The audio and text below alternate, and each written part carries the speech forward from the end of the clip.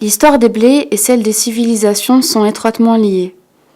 Une partie du grain récolté est transformée en pain, tandis que l'autre partie sert à faire la précieuse semence de l'année suivante. Le blé est d'abord un terme économique, parce que la réalité de ce qu'on fait aujourd'hui, c'est qu'on cultive du froment. Et le blé, c'est la culture de rente qui permettait de payer l'impôt. Et chez nous, c'est le froment qui permettait de payer l'impôt. On cultivait du froment pour faire du blé, pour faire de l'argent, qui nous permettait de payer l'impôt. En Orient, c'était le riz qui servait de blé. Et en extrême Occident, c'était le maïs qui servait de blé. Et aujourd'hui, quand on parle même de froment, on ne parle plus de froment, on parle que du blé. Et aujourd'hui, on a une rencontre sur les blés panifiables. Et c'est peut-être une déviance aussi, parce qu'on parle d'abord d'économique, avant de parler d'alimentaire. De même le pain, Le pain, le terme pain, je ne me rappelle plus exactement étymologiquement, mais c'est la nourriture, c'est l'aliment de base. Du pain, en fait, ça peut être une galette pas levée. Au départ, on pourrait dire que c'est du pain, quoi. Donc il y a 1000 sortes de pain, il y a 1000 sortes de blé, et quelque part, dans notre rapport au règne végétal et à la biodiversité, il y a une infinité de possibilités de faire du pain. Et comme dit Jean-Luc, le bon pain, c'est celui qu'on aime. Et notre première fonction, c'est quand même de faire à manger pour les gens. Et les seuls peut-être qui sont encore le pied dans cet étrier-là, c'est ceux qui sont agriculteurs et boulangers et qui connaissent leurs consommateurs. Sinon, après, on est tous parcellisés, c'est-à-dire qu'on a un agriculteur, ce qu'il veut, c'est vendre. Il veut vendre au meunier. Le meunier donne des qualités qui lui sont propres et qui lui sont demandées par le boulanger. Et en fait, on n'a que des parcelles qui s'opposent aux parcelles presque. Et après, le boulanger fait à manger pour les clients, mais il n'y a plus de communication. Et chacun impose ses critères.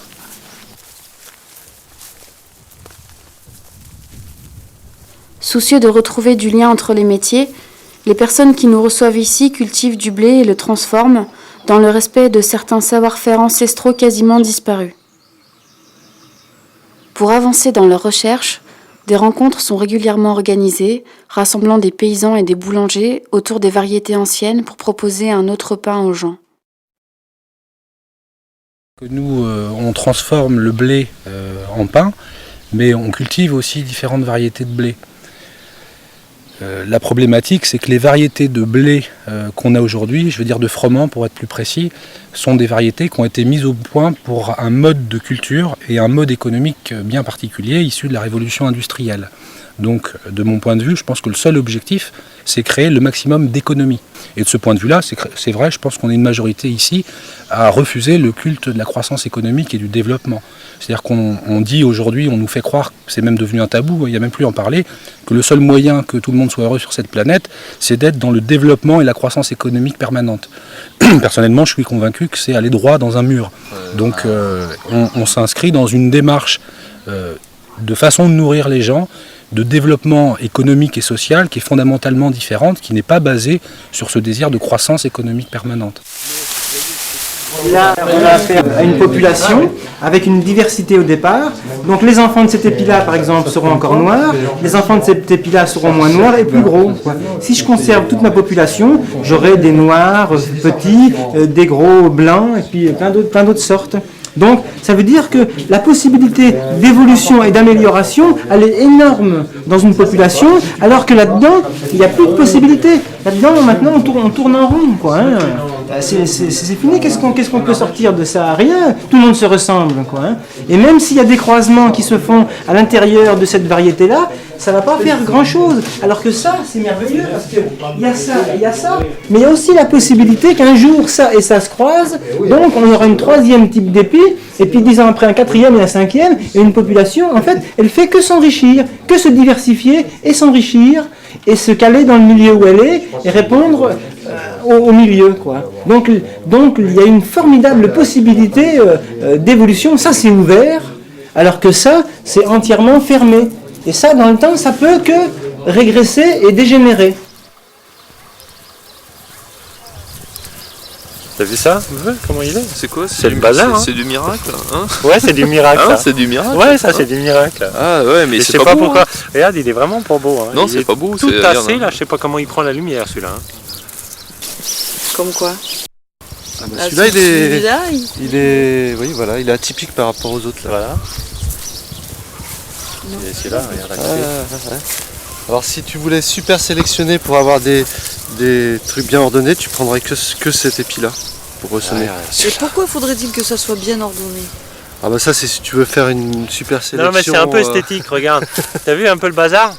Oui, mais Ouais, le bazar, c'est l'esthétique Pour aussi faire- très relatif. pour faire C'est joli. vrai que celui-ci a Celui-ci, une espèce de perfection. Moi si j'ai bien compris, le but c'est d'avoir ça, d'avoir un peu de tout D'avoir pour un la peu même de variété. Oui. Donc idéalement on va prendre ça, on va prendre ça, on va prendre ce qui est bien ordonné, on va mettre tout Voilà, ensemble et et on on va va mettre tout ressemer. ensemble, et on Et va on aura de ressemer. nouveau de la diversité. Parce qu'en fait, on a vu quand on sélectionne que sur la perfection, soi-disant, c'est aussi un affaiblissement. Oui, Ça oui, peut aussi oui. être un affaiblissement. Oui. Là, ce qui est intéressant, on se rend compte que dans nos pratiques, nos variétés de population de blé sont toutes différentes. On a, je crois, la plupart des gens ici, si on a une phobie, quelque chose dont on ne veut pas, c'est un champ parfaitement uniforme. Au contraire, moi j'ai envie qu'il y ait de la vie dans les champs. Là, je suis très heureux aussi parce qu'il y a une variété de population très intéressante. Il y a des gens qui produisent que du blé, il y a des gens qui font des blés modernes, qui s'intéressent un peu au blé ancien, il y a des gens qui sont convaincus qu'il faut aller dans la recherche vers de nouvelles variétés, il y en a qui sont dans la recherche de variétés anciennes.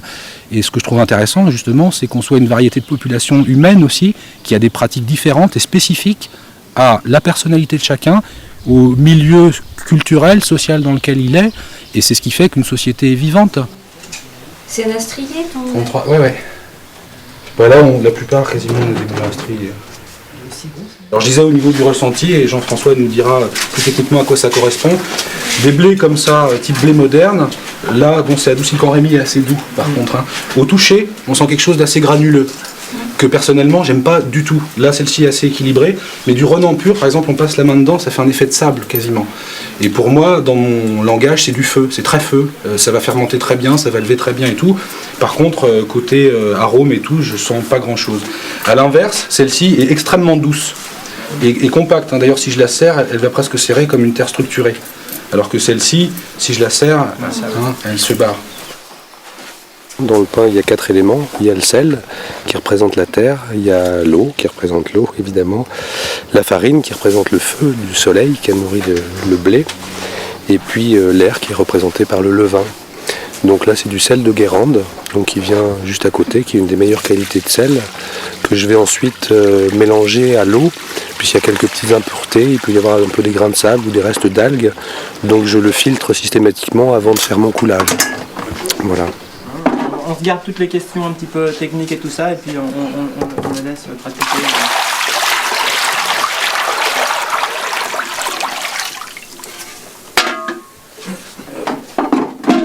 Ok, c'est parti.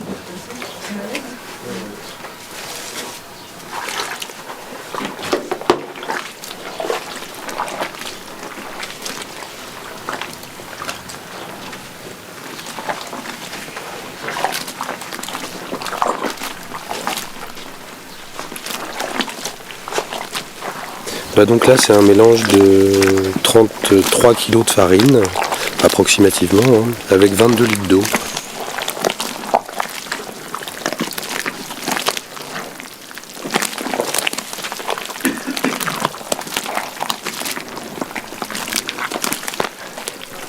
Donc là, j'y amène le levain.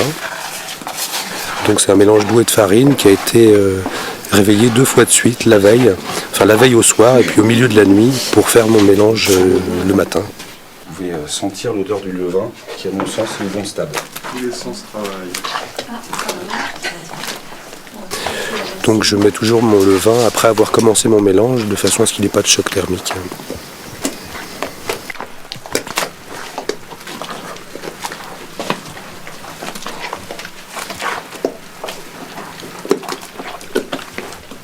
Mais de toute façon, la fermentation acide de type levain participe à la dégradation, déjà à une première digestion du gluten.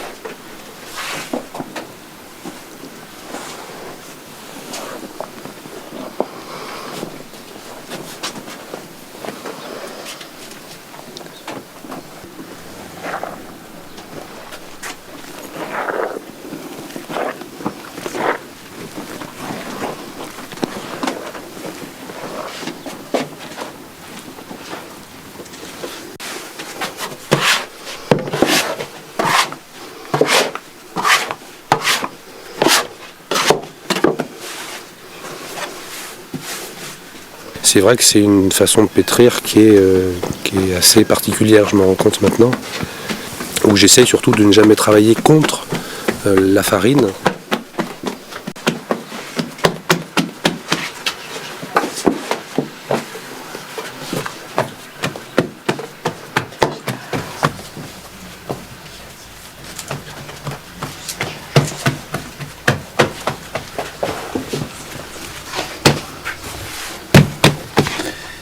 Voilà.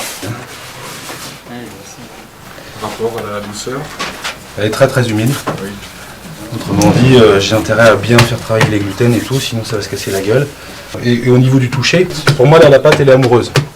Et moi je suis amoureux de ma pâte. En même temps, comme dans toute relation amoureuse, c'est là que je prends le plus de risques. Parce que ça peut me faire des drôles de surprises. Mais là, il y a exactement au feeling, ce que je recherche, c'est cette douceur. Elle est tendre, je sais pas comment vous dire. Et si j'ai pas le bon taux d'humidité, j'ai pas cette sensation de douceur là. C'est vraiment touché de pâte. Voilà, et quand je vous disais les blés anciens ou le Concorde, c'est un peu de douceur dans ce monde de brut. Là, ça, avec que des blés modernes, plein de gluten, j'aurais jamais cette capacité. Là, c'est vraiment une demoiselle, quoi. En tout cas, t'as fait plaisir à la masser. Ah oui, oui. C'est très sensuel, faut bien l'avouer. Donc vous voyez, là, elle commence déjà à couler. Mais je la travaille pas, surtout pas jusqu'à déchirer les gluten. Sinon, là vous avez vu, j'ai arrêté de le mélanger quand elle commence à avoir de la résistance. Et ça, je veux surtout pas qu'il y ait de déchirement ni rien. Donc j'arrête là. Alors que je pourrais tendre un peu plus les gluten. Ça, tu peux pas le faire avec un pétrin mécanique. Je n'ai jamais travaillé avec un pétrin mécanique, donc je peux pas te dire, mais je suppose que c'est un peu travaillé comme ça. On était à 19, on est à 22. Donc déjà ça fausse mes calculs et la pâte elle est un peu chaude. Tout à fait. Et c'est surtout l'émotion, parce qu'en fait je transpire pas comme ça d'habitude. Vous pouvez éteindre la caméra s'il vous plaît. Je vais aller chercher un tissu à lui mettre dessus, j'ai pas pensé. Il y a un mythe qui circule selon lequel il faut suer sans éau pour pouvoir faire de la pâte à pain, auquel j'adhère pas du tout. On m'a appris moi que finalement quand on donnait du tour à la pâte, quand on la reprenait comme tu vas le faire probablement là, ça suffisait et qu'il n'y avait vraiment pas besoin de pétrir beaucoup. Oui, mais de toute façon, c'est pareil, il a une pâte très liquide, c'est pas de pétrir longtemps, mais c'est de la resserrer, de faire travailler les gluten. Resserrer une pâte, c'est pas long, hein. Donc ça, je vais la resserrer plusieurs fois. Là, on l'a repris à 9h ce matin, 8h30. Donc là, c'est bien redétendu. Pas trop de courant d'air. Écoute, il fait tellement chaud que je préfère prendre le risque des courants d'air que d'avoir une pâte vraiment trop chaude. Une image qu'on peut donner quand même, c'est que les chaînes de protéines dans le gluten, elles sont enroulées un peu comme des escargots, quoi, et il faut qu'elles se déroulent. Quoi.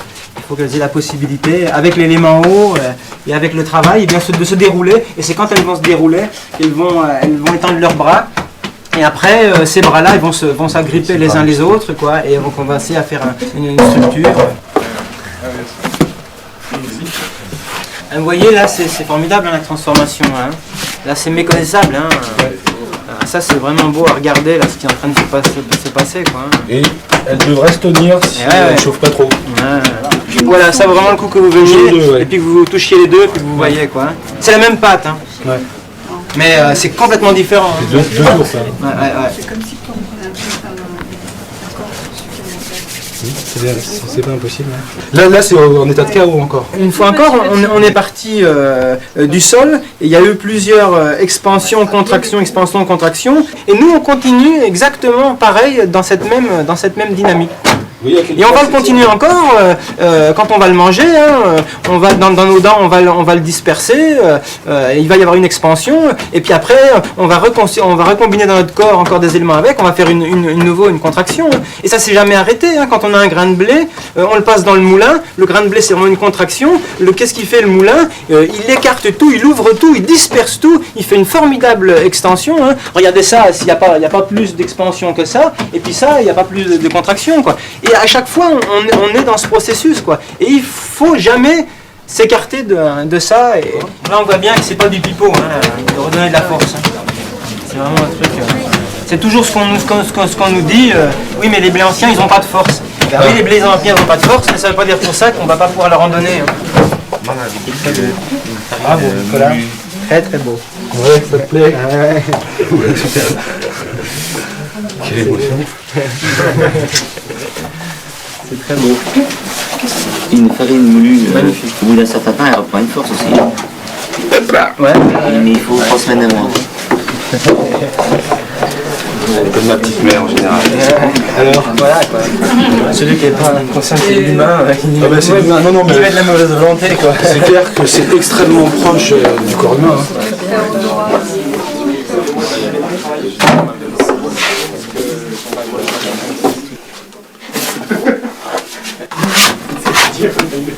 C'est quand même une particularité des paysans boulangers, c'est que pour ainsi dire tous, on n'a jamais été apprendre la boulange. Quoi, hein. Ouais. On n'a jamais mis les pieds dans un fourni. C'est bien. C'est fixé.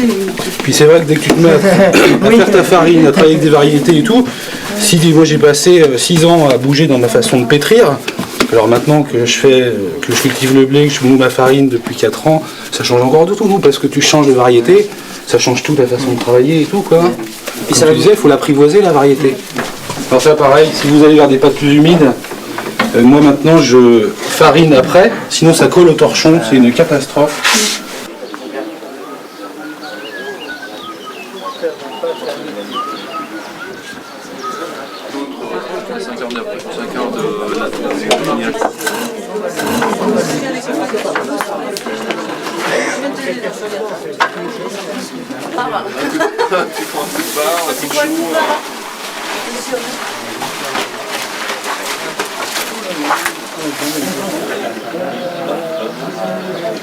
Je fais le pain le mardi et le vendredi. Le mardi, je fais 2 fournées.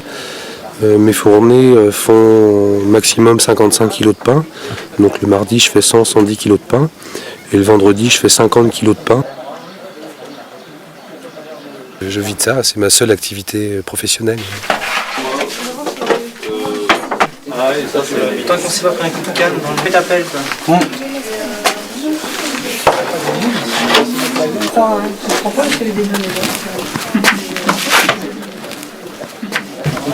Pour pouvoir faire 200 kg de pain par semaine, une douzaine d'hectares de terre correcte suffirait.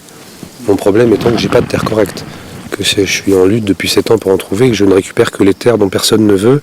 Et comme je ne suis pas reconnu agriculteur à titre professionnel, je ne suis pas légitime pour accéder à ces terres. Pour être dans ces démarches-là, il ne faut pas avoir peur du regard extérieur qu'on porte sur nos démarches. Et il faut être persévérant. Alors tout seul, c'est pas facile. Chaque personne ici devient précieux et important, comme détenteur de quelque chose qui peut naître et qui peut avancer, et qui peut cheminer. Même des gens comme vous, il n'y en a plus beaucoup. Hein. Non, ça...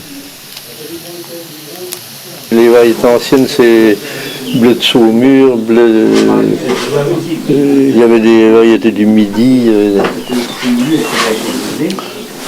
C'était plutôt des lignées, ça, des blés de pays. Vous voyez des choses que vous avez? Oh, bah, pas tellement, non, mais j'ai un bouquin où il y a toutes ces variétés dessus. On a surtout des variétés que je cultivais dans les années 50, qu'on a retrouvées au conservatoire. Ça donne quoi en pain? J'en ai apporté un pain, là, vous allez certainement le voir. Elles sont surtout beaucoup moins dures à moudre que les variétés actuelles. Il y a moins de gluten. Voilà, c'est le problème du gluten en fait, c'est ça. Avec les variétés actuelles et puis les doses d'azote qui sont employées, tout le monde va devenir allergique au gluten. Ça, je vois ça comme ça. À plus ou moins longue échéance, mais c'est un peu ce que dit Jean-François, une forme de vache folle, quoi. Voilà le scandale du pain comme de la vache folle. Ça risque de venir. La sélection des blés s'est beaucoup accélérée ces 50 dernières années. Des industries semencières vendent aux paysans des semences à haut rendement, capables de rentabiliser les doses de plus en plus importantes d'engrais chimiques apportés dans les sols. Parallèlement, la mécanisation des boulangeries a orienté la sélection vers des blés très riches en protéines, avec des molécules de gluten de plus en plus grosses. Mais cette évolution n'est pas sans conséquence sur l'alimentation et les intolérances au gluten se multiplient. Le gluten, en fin de compte, c'est une protéine qui permet au boulanger de faire du pain. C'est clair, elle est plus particulièrement représentée chez le blé et déficiente chez la plupart des céréales. Donc c'est le blé qui est l'élu pour faire le pain. Avec du riz, on ne peut pas faire de l'ami, on peut faire de la galette fermentée, on peut faire fermenter toutes sortes de choses. Mais il n'y a que le blé qui a cette espèce de capacité à faire des ballons. Seulement, on a hypertrophié cette capacité bubblegum et maintenant on pourrait, moi j'y connais rien en variété de blé, mais je suis surpris qu'on n'entende pas citer dans les variétés modernes bubble ou bubblegum, ou je sais pas en anglais comment ça se traduirait, parce qu'apparemment c'est ça qu'ils cherchent excessivement, et de développer la machinabilité de ce produit qu'est la farine, en faire un produit qui s'adapte à des machines toujours plus performantes, qui font un produit standard, adaptable finalement au profit qui peut en être fait, quoi.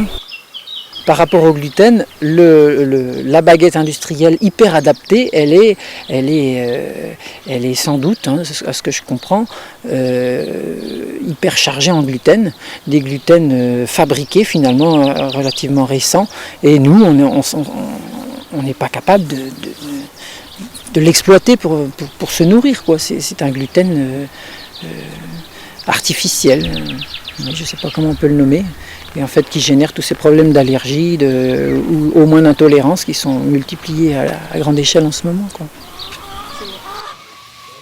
Et les allergies au gluten aujourd'hui, on peut se demander si on ne va pas vers un humain fou avec ces gluten-là. C'est en fait des méga-molécules, des macromolécules qui sont tellement grosses qu'on ne peut plus les assimiler. On n'a plus la faculté au niveau du tube digestif de les assimiler.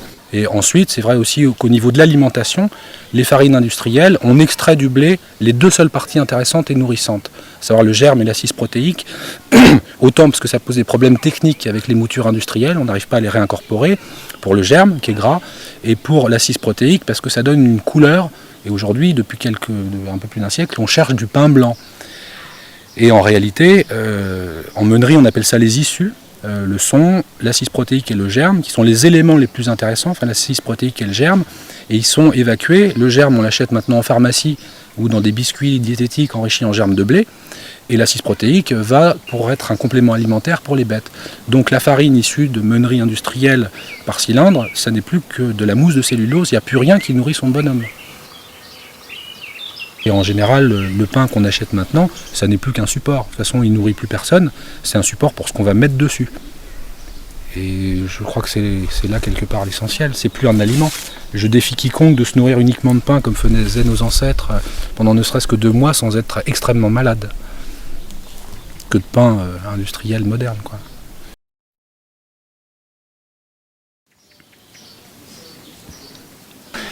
il faut accepter que les gens ne pensent pas comme soi. Mais chacun doit faire sa propre expérience, son expérience. Eh bien, dans l'agriculture chimique, pour après faire la véritable agriculture, l'agriculture qu'on doit faire. S'il n'y a pas 36 agricultures, c'est quoi l'agriculture? C'est l'art de travailler la terre. C'est ça, il n'y en a pas 36, c'est l'agriculture, mais ce n'est pas l'exploitation agricole, comme je l'ai déjà expliqué. Faire des exploitations agricoles ou des exploitants agricoles, non, je vous en prie, autre chose que ça. L'art de faire l'agriculture, c'est ça, l'art de savoir donner une véritable nourriture aux hommes et l'art de savoir aussi laisser un patrimoine génétique, donc des semences, aux générations futures. Aujourd'hui, les variétés de pays ont quasiment disparu, alors qu'elles représentent une alternative intéressante aux problèmes actuels. Dans cette parcelle, une centaine de blés anciens sont multipliés chaque année. Là, c'était rouge de Bordeaux, rouge prolifique, Multésie, Toulard, Chérif à épicorné, Bichel mative, je sais pas, Carré de Sicile, Milanais de Limagne, Blé, je sais pas quoi.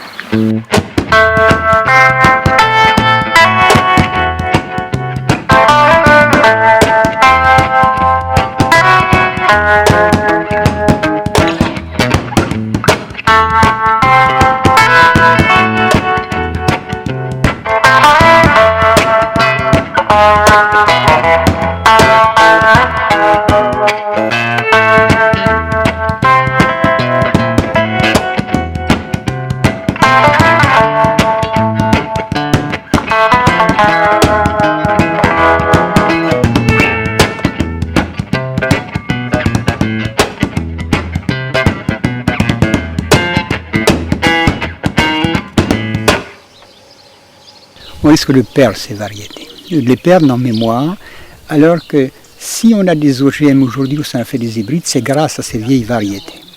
Donc pour pouvoir recommencer quelque chose de nouveau à partir de la génétique des vieilles variétés, il faut absolument avoir ces vieilles variétés.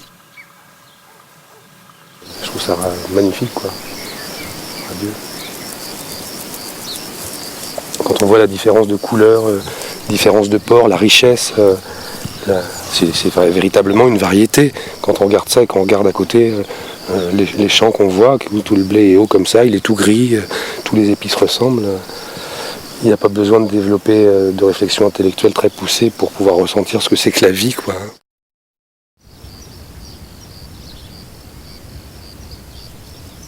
Voilà, maintenant c'est eux qui vont vous parler directement.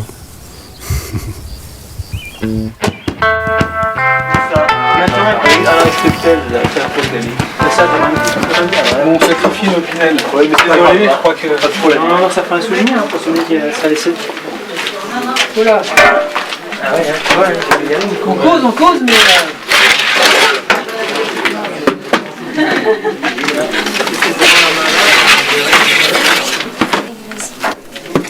Je suis à 1h là. Non, moi j'ai rien mangé au matin en fait. Attends, ça c'est la dégustation, hein. Attention, hein. Là c'est sérieux là maintenant. Hein. Si je fais pas ça, je vais mourir de faim. Mourir d'un coup de couteau. Bon, alors c'est lequel le redon? T'as coupé quoi là? Là j'ai coupé le pain à Jean-François là. Ouais, c'est 4 variétés. Ouais. J'ai faim. C'est le mélange donc. C'est un mélange, ça c'est l'Odessa. Il y a plusieurs mélanges. Ça c'est l'Odessa? Ouais. Alors voyons l'Odessa. Ouais, très blanc. Hein. Super mignon. Non. Si on s'arrête un petit peu et parfois on rentre dans des notes vraiment subtiles, quoi. C'est-à-dire certains pains qui peuvent sembler apparemment neutres, plus, moins attirants comme ça. Quand on prend le temps de les manger, on s'aperçoit qu'on rentre après dans des notes très très subtiles qui sont très difficiles à qualifier mais bien présentes quoi en bouche. Par exemple, tu vas déguster un vin puis tu vas parler des notes de fruits rouges par exemple. Alors il n'y a pas de fruits rouges, enfin je veux dire, tu vois, on n'a pas rajouté de fruits rouges dans le vin, mais pourtant on parle bien de notes de fruits rouges pour qualifier certains vins. Et c'est pourquoi? Parce qu'il y a une sorte de palette de référence qui s'est construite. Et là, on n'a pas cette palette de référence. On va rentrer dans des tons plus de cuivre, de foin, de bois ou de sous-bois, de terre, de miel. Toi, c'est une autre palette quoi, qui ressemble un petit peu à la couleur d'ailleurs de ce pain. Hein. Mais je pense qu'on n'a pas encore les référents, donc c'est très difficile d'en parler. Quoi. L'homme devient ce qu'il mange. Vous comprenez ça? Et ce qu'il mange, c'est la terre qui le produit. Et la révolution de notre monde devra passer par l'équilibre du sol, l'équilibre de nos terres. C'est capital ça, on n'a pas le choix, ça sera comme ça. Et tant que l'humanité ne l'aura pas comprise, on ira chercher bien loin ce qui est tout près. La terre est basse. Et il faut se plier. Il faut plier le genou. Il faudra que l'homme ait acquis une certaine humilité pour comprendre ça. Comprenez-vous, c'est simple, et c'est très simple. Et c'est beaucoup plus difficile pour les gens qui ont beaucoup appris. C'est beaucoup plus difficile pour les gens, les intellectuels. C'est beaucoup plus difficile pour les scientifiques. Parce qu'on croit, parce que ça, quand on a beaucoup appris, on croit maîtriser la connaissance. Mais comme je vous ai déjà dit, il faut accepter à chaque instant de se remettre en cause et savoir si ce qu'on fait le jour même, est-ce que ça pourra servir à faire évoluer la société ou la faire involuer. C'est ça, c'est là qu'on peut savoir si on est bien placé ou si on est mal placé. Ça va faire évoluer les générations futures ou ça va les faire évoluer. Est-ce qu'on va les dominer ou si on va les faire grandir? C'est là qu'est la clé, vous comprenez? C'est pourquoi je vous dis ça devra passer par la terre, parce que la terre est la mère nourricière des hommes, des plantes et des hommes, des animaux, de tous les plans évolutifs, du végétal, de l'animal et de l'humain. Voilà, pour moi c'est très simple, vous voyez.